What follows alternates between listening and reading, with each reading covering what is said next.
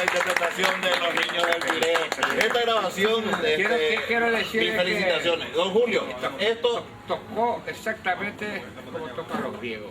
Luis Alberto del Paraná lo había grabado en Rumania en el año 1962 en la primera ocasión, Los Niños del Pireo, y luego en el 67 en el material que lleva por nombre World Hits, que lo hizo en Londres. La segunda grabación de Los Niños del Pireo. Los Niños del Pireo, la grabación esa que se hizo en Rumania, don Julio Jara, nos reitera un poco el nombre porque en el material, en el long play, ahora ya son todos CD, ¿verdad?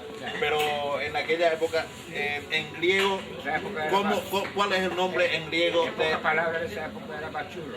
Era más chulo. ¿Cuál es el nombre de Los Niños del Pireo en griego? Tapedia Pirea. Tapedia Pirea. Bueno, así lento ya pronuncia jamás. Javier Delgado, que está por ahí, tiene otro nombre en esa grabación.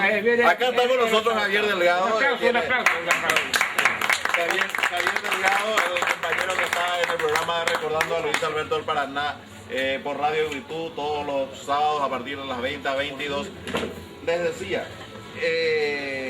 Los Niños del Pireo, ¿cuál es el nombre que está en la carátula del disco? Nunca domingo. ¿Y el otro? Les Fans Le fan du Pireo. Romano. Zapato Pirea, ese es el francés. Los niños franceses. Zapato Pirea. Bueno, yo pensé que estaba en griego, como Fernando de la griego, entonces pensé que eso era en griego, así que, bueno.